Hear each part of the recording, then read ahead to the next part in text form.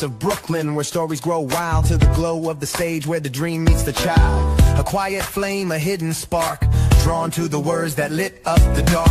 Curtains rose and so did he, finding power in poetry. One voice, one mic, one sacred truth. Every word he spoke uncaged the youth.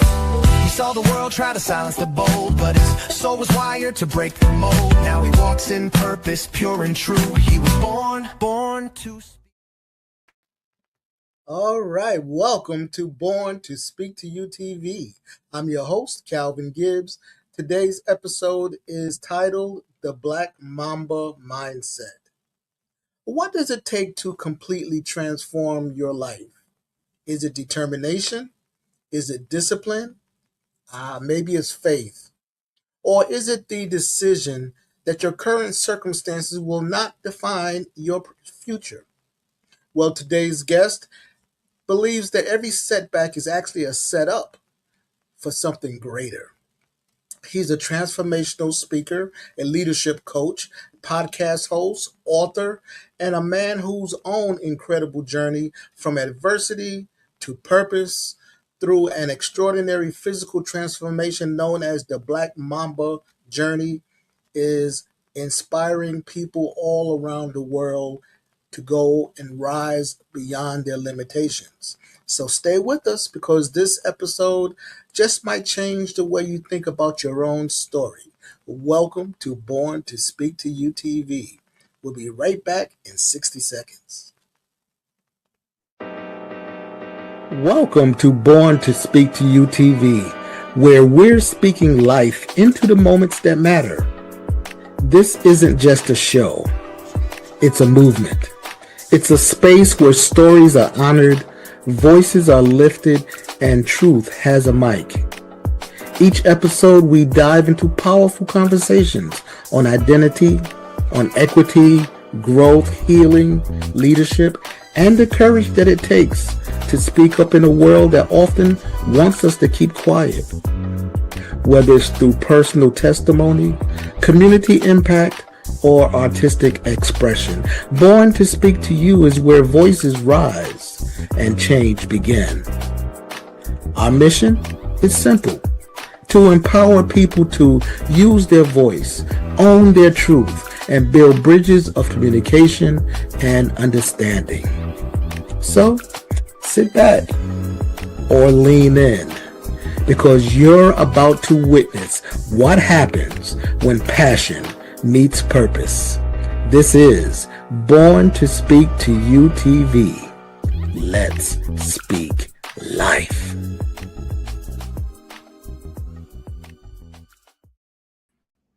All right, here we go, y'all. Here we go. Buckle up and let's take a ride, because our guest today is Neville Thompson. As I said earlier, he's the transformational speaker. He's a certified John Maxwell disc coach, leadership expert. He's the author of Navigate to Your Dreams and the host of the Lighthouse podcast. Neville has dedicated his life to helping people overcome adversity, discover their purpose, and transform their mindset. Through his powerful story of practical leadership experience, unwavering faith, he reminds us that transformation isn't just possible, it's available to anyone that's willing to embrace the journey. So welcome to Born to Speak to You TV, Neville Thompson. Hey, Calvin, thanks for this great opportunity. I just wanted to share some thoughts that people can use and help to transform their own journey. Everyone's journey is different. Just give you some tidbits that can help to transform and help to drive things that you want to do in your personal and also your business life. Absolutely. So let's get started. Let's jump right into the deep end, as I like to say. That's where the party's at. So let's go. Our first segment is the breaking point, where transformation begins. I believe that every transformation begins with a moment. It could be a decision. It could be a challenge. It could be a wake-up call, but it begins with a moment. So was there one defining moment that changed the trajectory of your life? Well, there's probably been several, but I'll just talk about one that's probably happened to me within the last 20 years. Uh, Initially, I applied for a job here. I'm based out of the DC area. I applied for a job, and I was excited about it. I was in Florida. I was going to go to DC, spread my wings, and learn more. And I didn't know that when I applied for the job, there were over 60 other people that applied for it. So it's kind of like American Idol. So I made the first cut. So I got down to the 15. And then maybe I was kind of like Ruben Studdard, but maybe more handsomer. Then I made it to the final three. And then when they called the envelope, I was not the winner. I was decimated because I'm thinking I made the cut down to the final three. So I can relate to people who have been in a competition, the reality shows, and they get to the final thing and they're waiting for the envelope to open up. And then when they call the name, you hoping it's a Steve Harvey moment and they call the wrong name and you actually are the winner. But for my case, it wasn't. I was heartbroken. But another opportunity arose later. Less than a year later, it was an opportunity that was even better than the one I applied for. So it's not about me, but sometimes in life, maybe it's a house, maybe it's a job, or maybe there's another opportunity that you're giving it your very best and giving it your all, and it doesn't come through. I'm here today, and maybe my purpose is to say, hey, maybe this is a great disappointment, but maybe there's sunshine on the other side. One of the major things that I have on the Lighthouse podcast, we have a lighthouse. Those who are familiar with who are lighthouse aficionados, that is basically the guide you during the dark storms. Maybe it's for ships. It's kind of like a beacon. It will give you a direction when you're out of whack. Maybe your directional compass is off. But if you go to the light, you can always win. So sometimes when you're going through a disappointment, you're not getting exactly the thing you want, you're in the dark. But keeping the lighthouse or keeping that purest point of what you want to really do would take you to the next phase of your life. Well, Neville, you've said that oftentimes setbacks are something that gets you ready for the setup. All right. So, what does that really look like to everyday people and everyday life? Well, a lot of times, there's a phrase: a setback is a setup for a comeback, and that's from my mentor Willie Jolly. So I definitely want to give him props. I think what happens is sometimes we get caught up on things we can't control.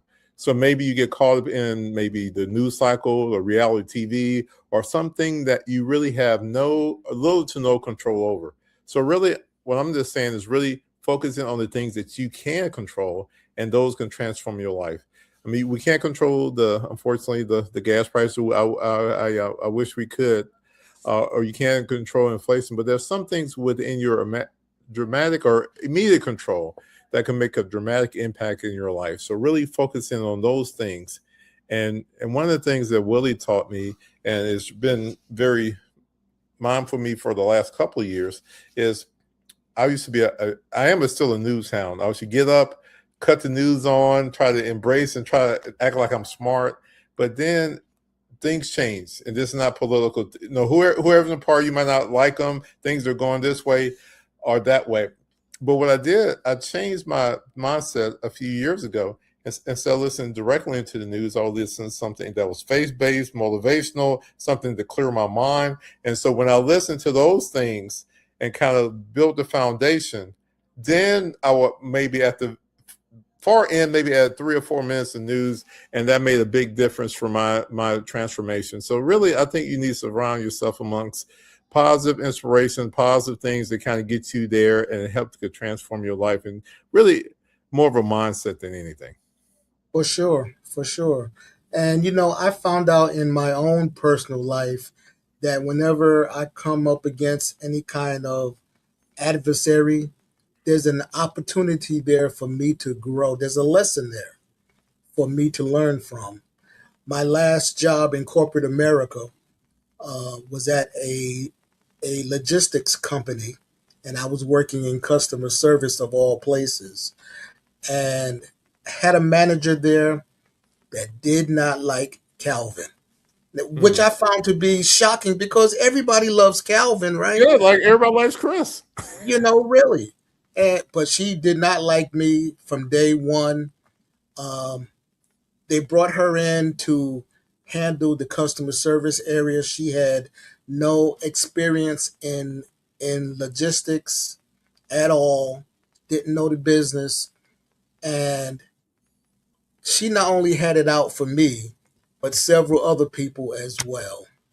So as the year went by to a year and a half, it got more and more toxic around there, wanting to write a person up, all kinds, to the point, Neville, where I would sit in the car in the parking lot in the morning, 15, 20 minutes before I had to go in, and actually decide whether I wanted to go in that day.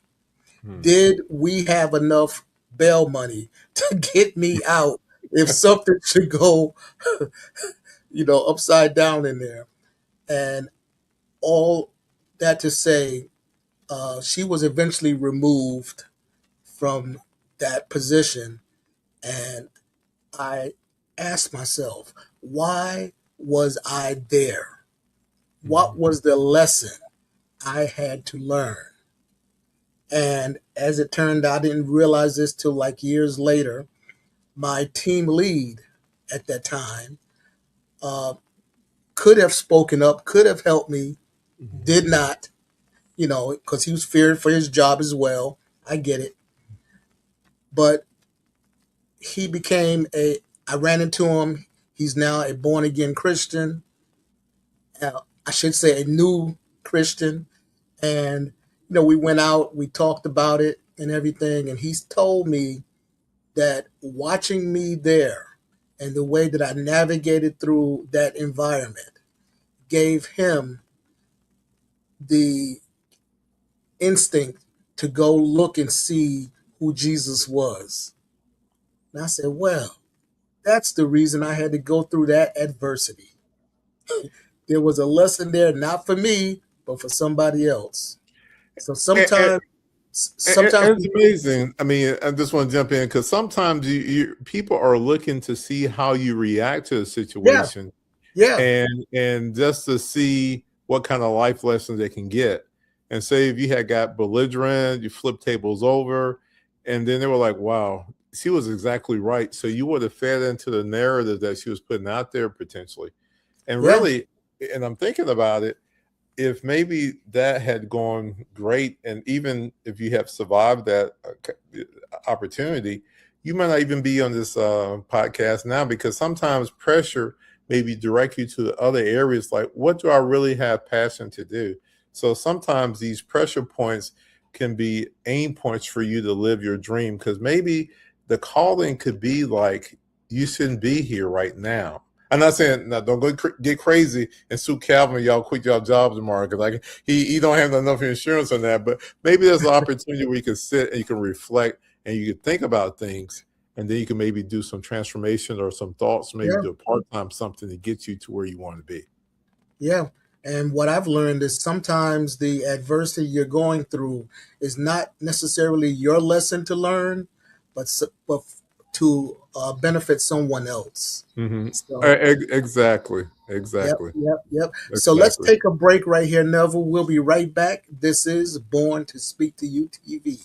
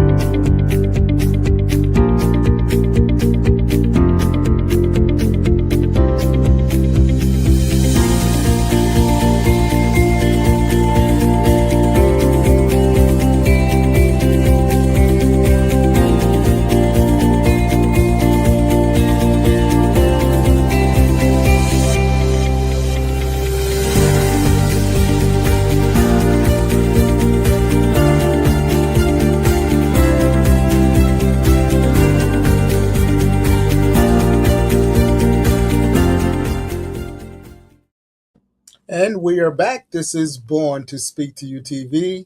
Today we're talking about the Black Mamba Mindset with my guest, Neville Thompson. Neville, our next segment is called Discipline Over Doubt, Building the Black Mamba Mindset. Now, I started out with a quote for the first segment that transformation starts with a moment, but it isn't just a moment. It's a series of intentional choices, right? So I know that you had a Black Mamba transformation journey. Tell us a little bit about that. Well, if those familiar with Kobe Bryant, it was Black Mamba, and his thing was, hey, he had natural born abilities, natural born skills, natural born things, but he had to maybe try a little bit harder. We get up early in the morning. I mean, he'd do a practice initially, then maybe cool down and actually do another practice. But for me, it was Black Mamba mindset was, for different areas. But let me just talk like on a weight health conscious journey, right? So I don't think I changed doctors maybe a year or so ago. So the first doctor would get on me, you need to lose weight, you need to do all these other things. I'm thinking, okay, whatever. But I'm going to be honest with you. Those Doritos would tasting pretty good. I mean, I don't know if people like Doritos. If you have Doritos, just raise your hand. They'll taste pretty good. So I transformed and I went to another doctor and she says, did your last doctor talk to you about weight management? So I'm saying, wow, are you trying to say I'm fat? Yeah, I mean, so that's a different way of putting it. And so for me, it challenged me. And so then it changed my mindset on things I need to do, make slight little tweaks, maybe get someone to give you some nutritional tips. And then I was definitely engaged more on exercise, trying to be more conscious. And then actually my fraternity had a bigger loser contest. So actually at one time I was doing 2 weight competitions a week. I would do Weight Watchers. We have a weigh-in on Saturday. And then the fraternity would have a weigh-in on Friday. So I felt like I was going to sprint. And so I had to do things that would get me there. It's 2 weigh-ins in a week was a lot. I feel like I was trying out for the Olympic boxing team. So I definitely was more mindful on the things I ate. I spent more time on physical activity. I spent more time on meditation and those kind of activities. So over the course of, since the beginning of this year, I've down basically 20 pounds. And that was just really just focusing in. It wasn't anything that I had done that was like dramatic, but just having more discipline in what you do, because it's so easy. You're in the daily grind. I'm in DC. I think, Calvin, you're in Illinois, Chicagoland. You can even be in a small city. It doesn't make a difference on geographic reason. You can get caught up in the daily day-to-day grind and really lose yourself when you're trying to do things. So really it's the hardcore discipline, actually writing it down. I know it's old school, writing it down and trying to track it. So I actually was using this thing here, trying to use put a couple of ChatGPT things in place to give me a way that would give me a compass. So I had to discipline myself, but then I was using some electronic devices to get me there. So 20 pounds, I was pretty proud of that mindset. Okay. And when I went to go see the doctor, he's like, wow, what are you doing? So I said, but you called me fat last time. So which one was harder for you, the physical battle or the mental battle? I think really the mind controls everything. So I think that once you make your mind together to make those things, you can do the walks, you can do I've done a virtual marathon. I'm not like I'm not like strong where I can do like one all the way, but I have done virtual marathon, virtual 5Ks over time. So I really had to put that in my mindset that I could do it, because physically your body can tell you can't. I'm not saying push yourself beyond limits, but in your mind, sometimes you can push it. Years ago, I had a trainer, and we'd do reps, and I'm doing pushing the bar up, and then I said, "Man, I just can't do it anymore." He says, "Hey, if you do this last, push up on this bar here, you can get a free lesson." I'm like, "That's like a $65 value." So now I was able to push through. It wasn't that I was any stronger. It's just my mind was intrigued with the free lesson. So sometimes maybe you're going through something, right? And physically you're not there, but I believe your mind can take you to the next level, and you can do superhuman things once you have your mind there. Absolutely. Now, Neville, what would have happened if he had, whispered to you when you said you couldn't do not one more push up on the bar? He said, if you do 10 more, I give you a bag of Doritos. Well, I don't. I don't know. I might have called. I like the reload, but I might have said, "Well, I'm going to take an L on this one." I mean, you're gonna maybe you have to give me two lessons, because 2 lessons would definitely be worth more than 10 bags of Doritos. So if you had Okay. that 2 lessons there, that would have probably pushed me to the next level. But I definitely believe that your mind can definitely control your body. Absolutely, absolutely. Now, you mentioned discipline, and I'm glad you did, because from the stage, discipline is one of the things that I talk about on a regular basis. And did you ever have a situation where your discipline replaced your self doubt? I think if you have, well, I know if you have the discipline, it will definitely get you to the next level. I mean, Calvin, you go to stages and you speak. I've done that also. What happens is you can actually roll out of bed and say, "Let's do this," and your mindset could be okay. But you gotta have some type of discipline checklist. For those who done speaking, or maybe done is speaking be other things can happen along the way. There was years ago, I had a small keynote, and I was going to give on some information to get out to my audience. And there was a politician, I won't call any names. He spoke maybe 2 speakers before me. He gave an outstanding, or it was kind of like a sermon / keynote. People were like, "Wow, this is amazing." Then the guy after him, his time got cut by half. So originally the speaker was going to be 45 minutes. He wanted to be an hour and a half. So when it comes to me, just say your name and give an email address. So what happens is the discipline is just being able to flex to where the situation is. So knowing that going in, you might be given an opportunity. Maybe they say you're going to do this for 5 minutes. Just know in the back of your mind something's going to happen.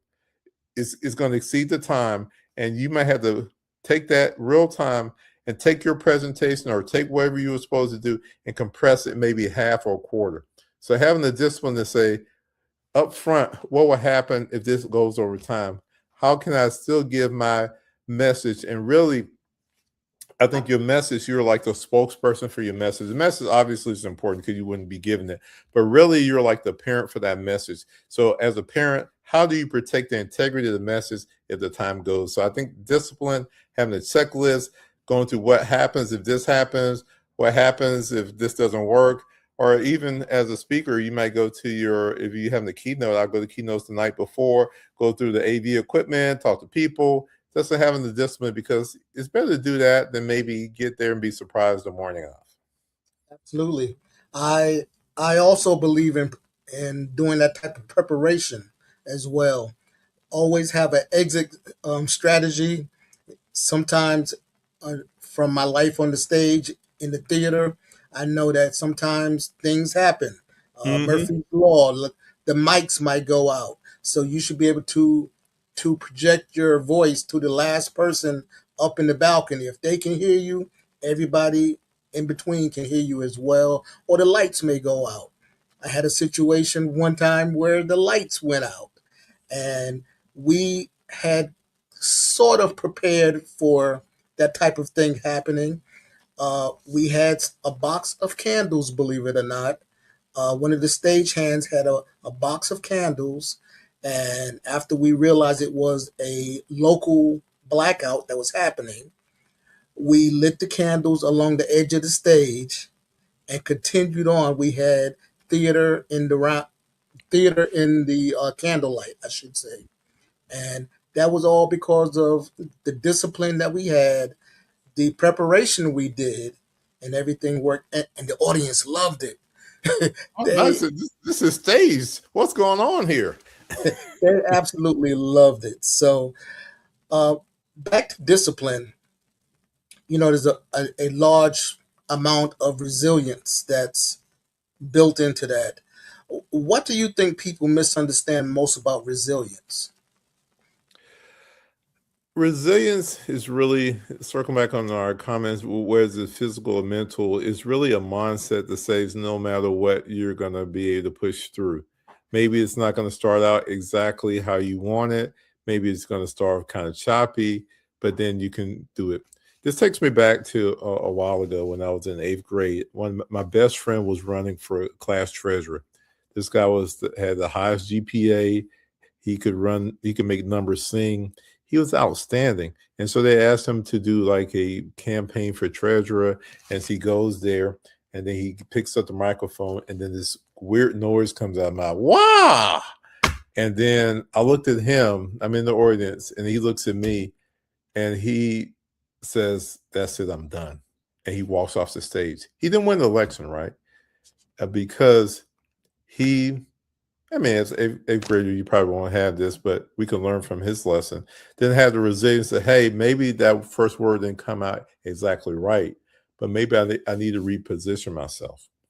So for my friend, he lost something, for him was important being an eighth grade treasurer. But for us, we have the ability to lose even more. Say we get off to a rocky start, having the discipline to refocus, reshuffle, maybe the words didn't come out exactly right the first time, but you can really bounce back. A lot of times in sports, what happens is, and I'm not a pros guy, I only done like amateur or pickup, you have a game plan going into the game, but then your opponent has a game plan that counterbalances that. So having the discipline to adjust to the situation. Maybe you're going to shoot a jump shot. Your jump shot got blocked all the time, 4 or 5 times. But what I've seen in life is people who are the most successful. And one of the guys I'm thinking about, not Michael Jordan, it's not Kobe Bryant or Kobe Bryant fan, is Robert Horry. They call him Big Shot Bob, if you're familiar. I don't think anybody in Chicago, but he played for many different teams.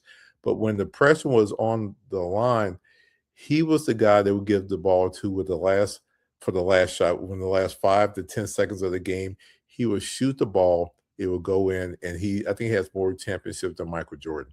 They call him Big Shot Bob.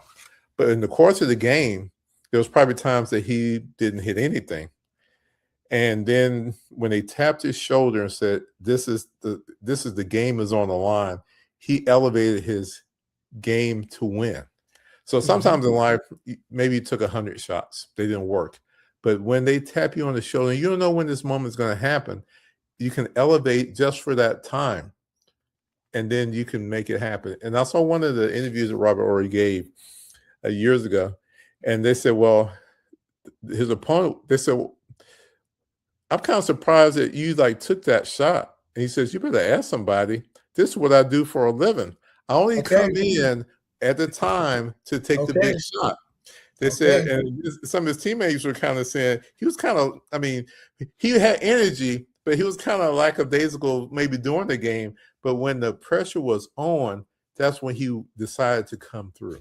So I don't know what the pressure you're going through, but maybe it's a time that maybe you tried something 8 times, it failed. But maybe on this 9th, 10th, or 11th time, this is your opportunity to be Big Shot Bob. And he has more. You can Google it. He has more NBA championships than Michael Jordan. Okay. I'm definitely going to look that up because Michael got 6, right?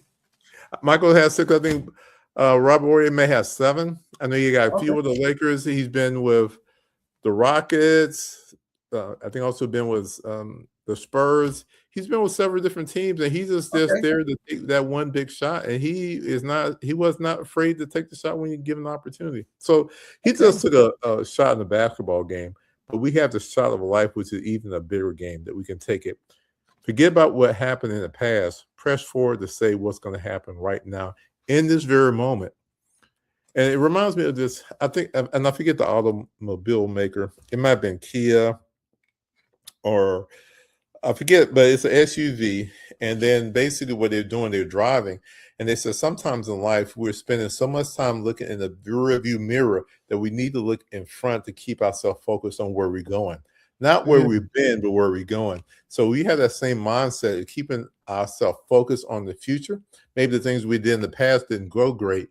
You would definitely get to your ultimate destination, wherever that destination is for you. Yeah. And, it's a funny thing about preparation. You mentioned about people have their game plans.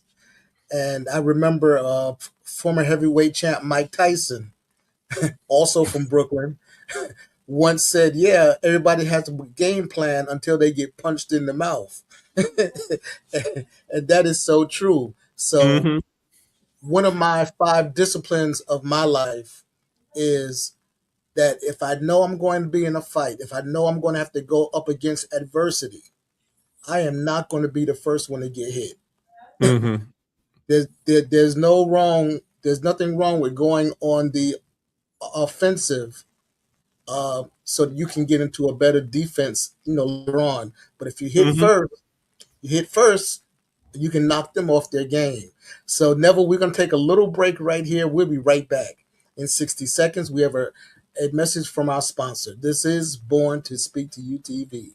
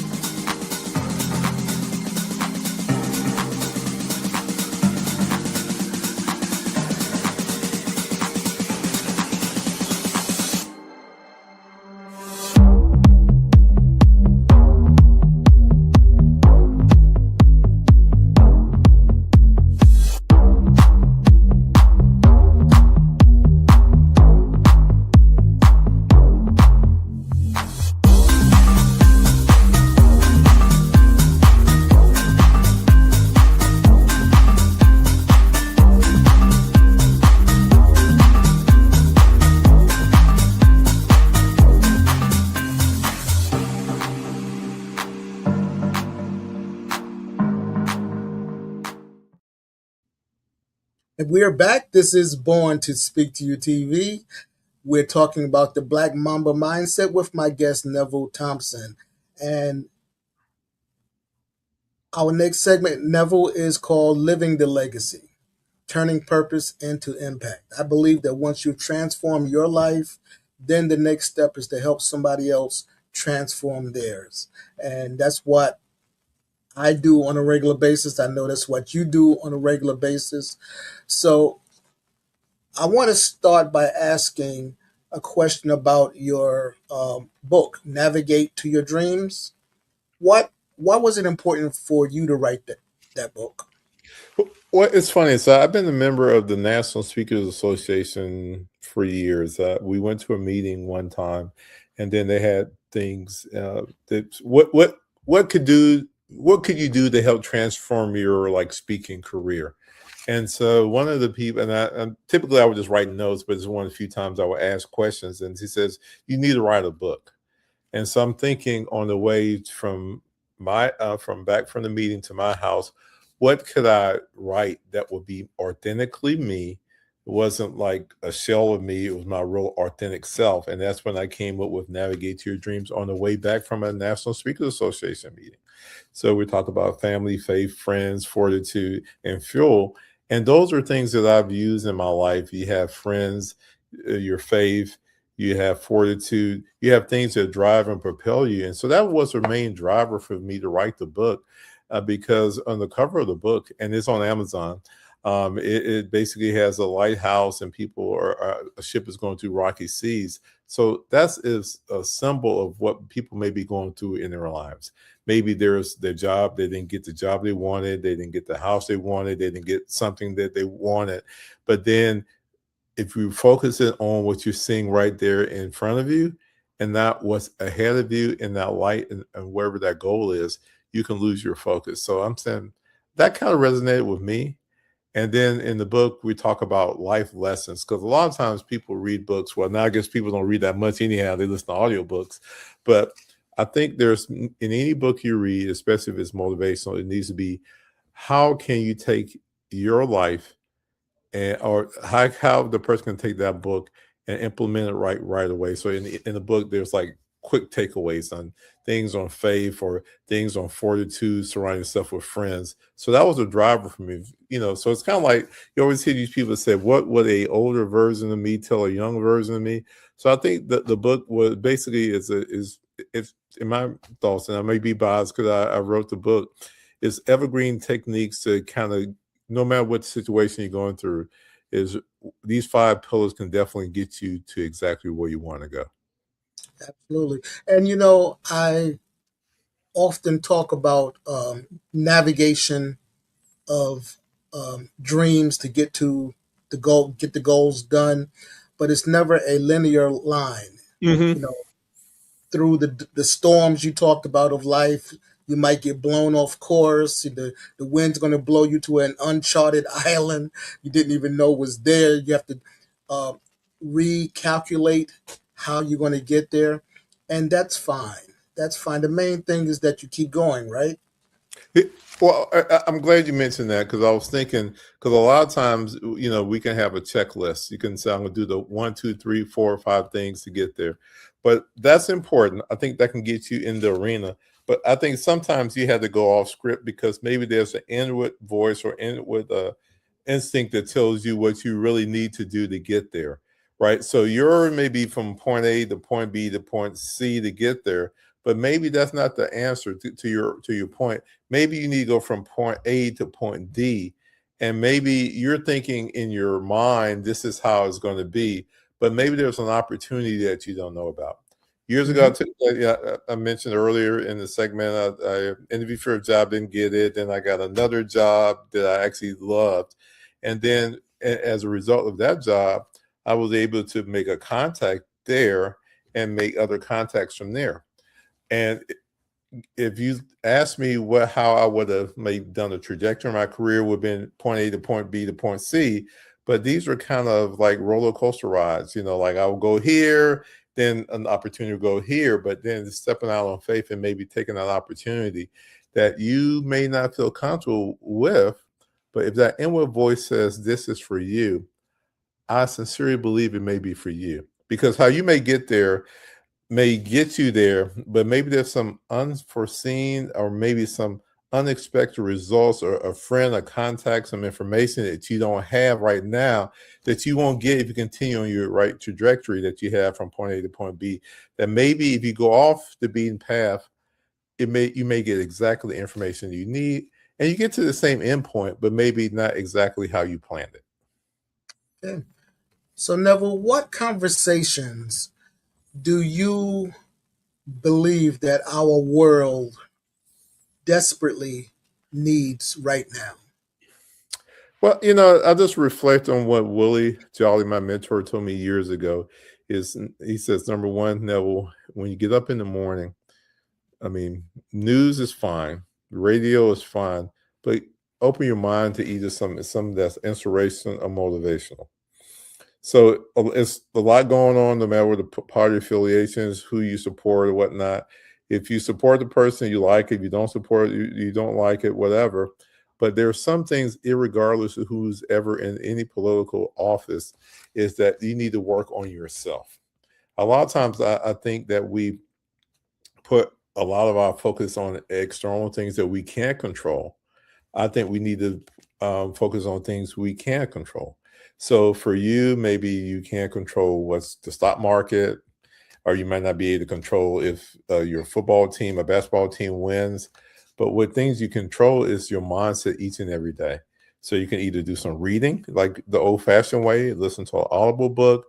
I'm big into journaling on occasion. I write down goals, or just write down things you want to do in the next 4 to 5 years. What I've noticed is, and I was cleaning out some things in my office here recently. Anytime I seriously put pen to paper and wrote something, and then I'll take it, maybe put it off to the side, get busy doing things. But now I'm going through some of my old records. The things I actually wrote down and put discipline to, I've been fortunate and blessed to attain the vast majority of those things. Those are things that I made a conscious efforts to do.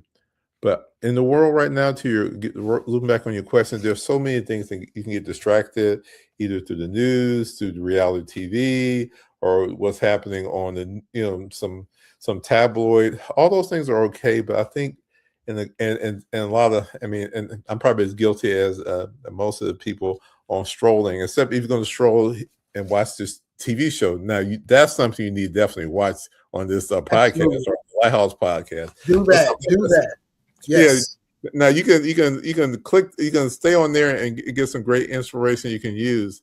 But I'm just talking about strolling, and you do it. You look at one thing, and especially probably with TikTok, you can start scrolling in different areas, and then next you know, it's an hour gone of your life, and maybe that same hour and some reading, some journaling, some books, some type of inspiration that can get you a lot closer. Maybe you want to buy a commercial real estate property. Maybe actually going old school and getting a library card. I know y'all got a new library in Chicago. Go actually check out a book, or maybe get an ebook, and maybe figure out what people have done. I think my mentor Willie Johnson said people either learn from mistakes or from, learn. Sometimes you can learn from other people's mistakes, or sometimes people can get a roadmap. I think you can get a roadmap by reading books and audiobooks on maybe what people did that weren't successful. So really focus in more on yourself, things internal and less external. I'm not saying you got to be selfish. It's just really just trying to, where you want to be 5 years from now. And the way I think you get there is letting your control focus on things that are going to build your muscle up. That's correct, because with all the things going on in the world that you just mentioned, that the ordinary day-to-day person, the average Joe, we can't do anything about it. Why not take that time to work on ourselves? Why not take that time to work on our mental health? If you work on yourself, you feel better. You've accomplished some things. You might have learned something new today. You feel better about yourself. And I think that's so important, because a lot of us don't have the power, the clout to make change in what's going on in the world, in our country.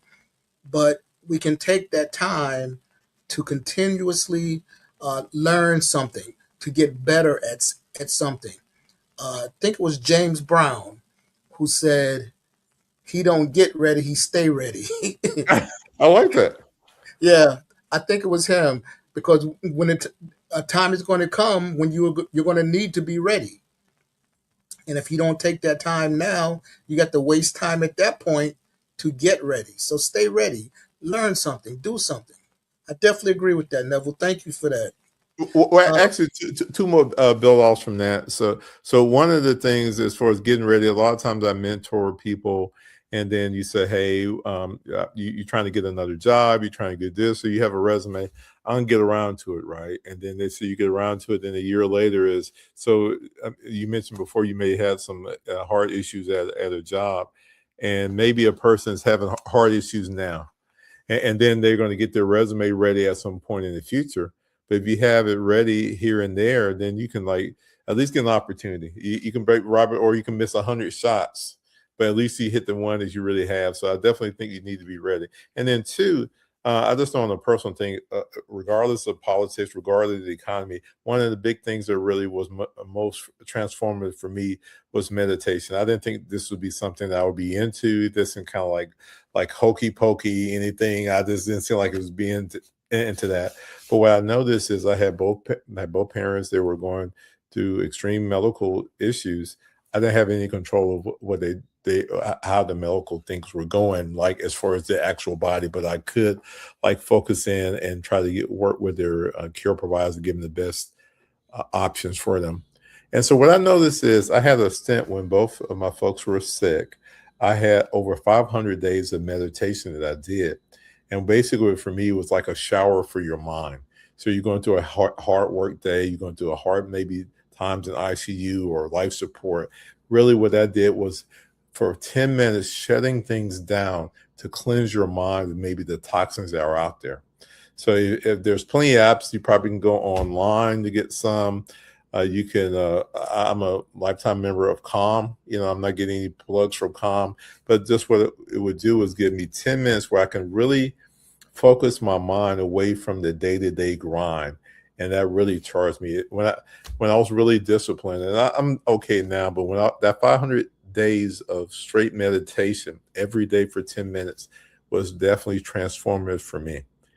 And I know it's a struggle. Sometimes people say, well, man, I don't have 10 minutes to do that, but we have 10 minutes to stroll, right? We have 10 minutes to watch Facebook, right. 10 minutes to watch the news. It's just 10 minutes, and your mind may think about things, but then try to let it go if you can. So I think that is a key aspect that can definitely be transformational for people.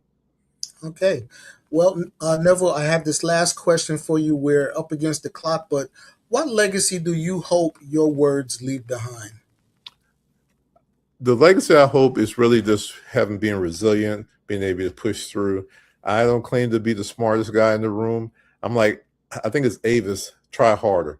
So maybe you're not like the number one draft pick. Maybe you're not the number one beauty king or whatever or where it is or king on there. But really just try harder because I think the prize goes to the person who does something each and every day to get there.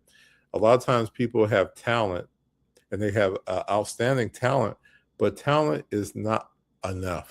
It's just having the discipline to show up each and every day and zone in on what your goals are. I think that's the key thing. It's the discipline. All right. Well, we're going to take a little break here, Neville. When we come back, we're going to play a little game. Are you down for a game? Yeah, hopefully it's not like Jimmy Kimmel where I gotta like, do something crazy or anything. But yeah, Oh, no, let's it's do better it. than that. That's better What than that. this is even better. I like it. It's even better. We'll be right back after this break. This is Born to Speak to You TV.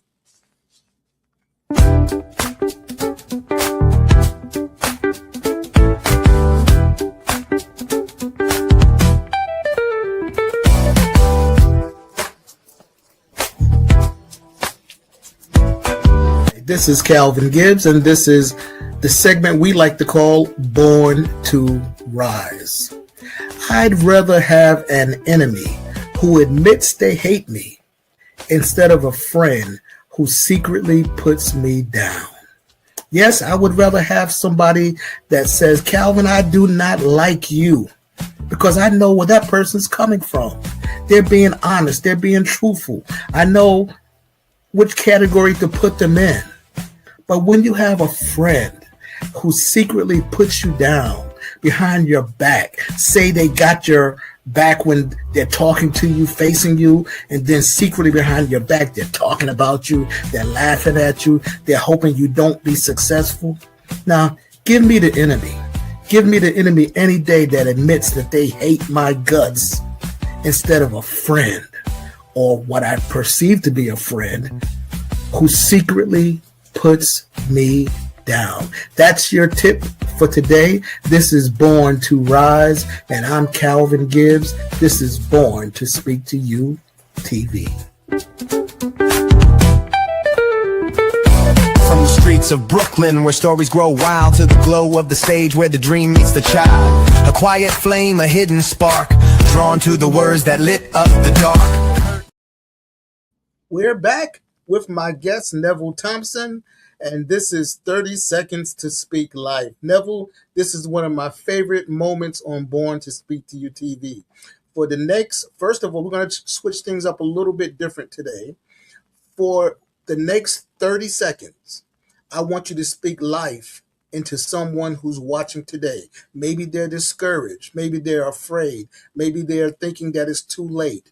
I want you to look directly into the camera and remind them why transformation is still possible. Go. I know it may have been hard. I don't know what you're going through right now. I think you need to have the Black Mamba mindset. No matter what you've been going through, that was yesterday. Let's look instead of looking in the rearview mirror what happened yesterday, let's look in the opportunities that can happen tomorrow.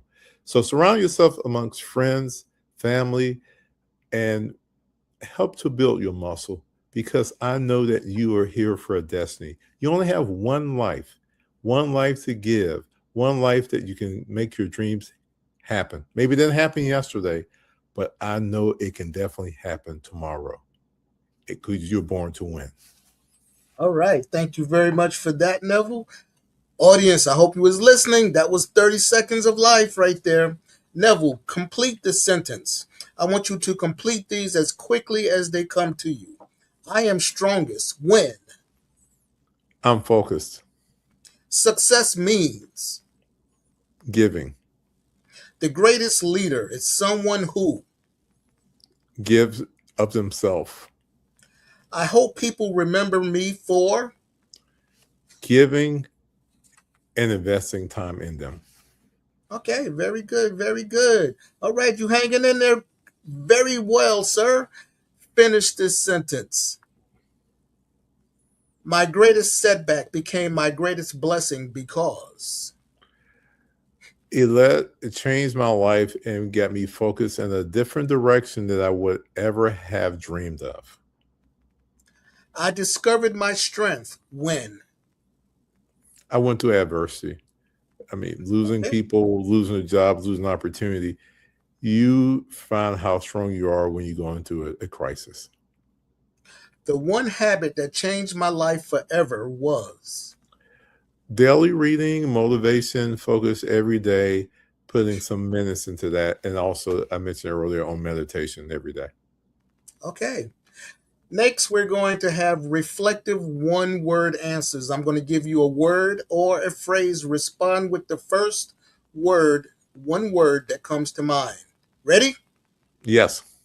Faith. God. Leadership. John Maxwell. That's 2 words, but John Maxwell. I'm sorry.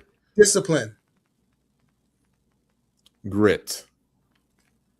Failure. Opportunity. Transformation. Belief. Family. Core. Tomorrow.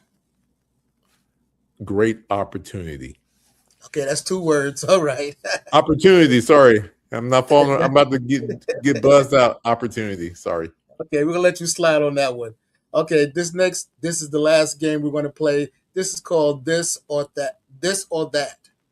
No explanations at first. I'm just going to choose one, and we might come back to a few of your answers later on. Faith or fear? Faith. Discipline or motivation? Discipline. Purpose or passion? Purpose. Comfort zone or growth zone? Growth zone every day. Speaking or listening? Listening. Okay. Legacy or success? Legacy. Okay. So, Neville, you chose discipline over motivation. Tell us why. I think discipline over motivation remind me of Zig Ziglar. He's one of my. I only got a chance to meet Zig remotely, but he says you got to have some type of discipline because motivation is like a shower. You got to take it every day to keep going.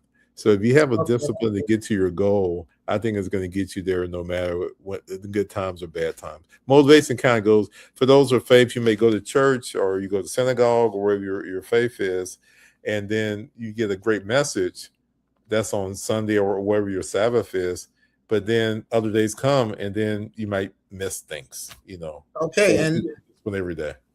All right, and you also said, I believe you said growth zone instead of comfort zone. Mm-hmm. So what does living in the growth zone look like for you today? Doing things that you're not comfortable with. I'm podcasts, I'm okay with them, but that wasn't, if you looked in my speaking career, I would think that I would be on a big platform, speaking to people, doing things like that. And this is an opportunity to connect with people in a different area. So going and doing things that are not necessarily what you were wired to do initially, and maybe stepping out on faith. And that I think there's a great amount of blessings and opportunity by doing these opportunities. Definitely. Okay. Neville, thank you so much for playing this little game with us. And thank you. What's the new car? Is the new car coming? Is going to come out the curtain? Oh no, that's next season. Yeah, you get a car, they get a car. Dang. Yeah. As soon as the sponsors come in, we're giving away cars next season. We'll have you back. Okay, well, I look for the Hot Wheel model that will come in my Amazon package. I like that one. Absolutely. Thank you for being on the show. And if you want to connect with Neville, you can reach him through his website. Yeah, just go through my website, nevillespeaks.com. There's contact information there. You can definitely go to Amazon.com. You can download my book. It's on Amazon. You can download the Kindle, quick read, and you can get some motivation and inspiration that will get you to the next level. And also on the screen is his email address, nevillespeaks@gmail.com. Neville Yes. Thompson, I want to thank you for being a part of the Born to Speak to You family. Hey, thanks for the opportunity. I'm Thank honored you. to be on your platform. I mean, when I'm looking at the commercials and looking at the thing, I'm thinking, I think Jimmy Kimmel better watch out because he might be losing his job there. You have a real good setup here. You have done a great job, and more importantly, it's not only entertaining, it's inspirational and motivation, and that's what people need to have. Even when the laughs are done, inspiration and motivation will take you to the next level. Absolutely. So thank you again, and we'll talk soon. Please feel free to come back anytime. Okay, thanks for the opportunity. This is Born to Speak to You TV. We're going to take a little break, and we'll be back in 60 seconds. Don't go away.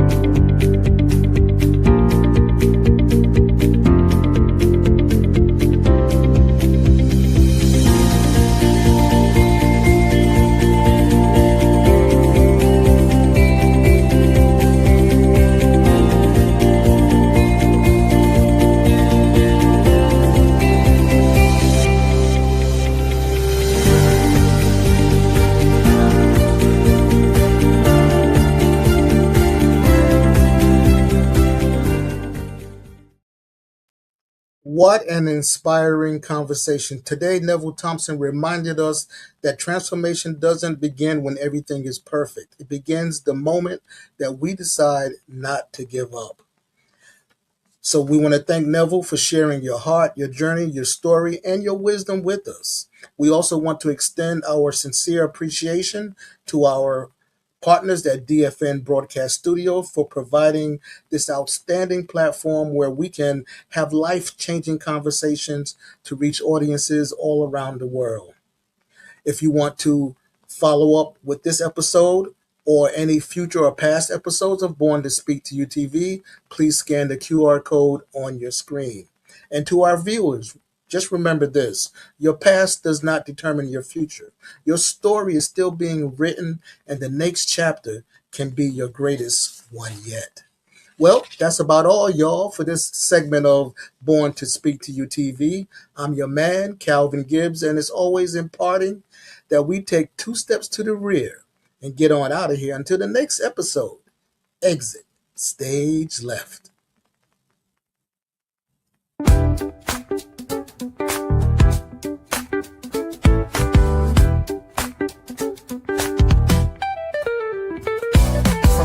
Of Brooklyn, where stories grow wild, to the glow of the stage where the dream meets the child. A quiet flame, a hidden spark, drawn to the words that lit up the dark.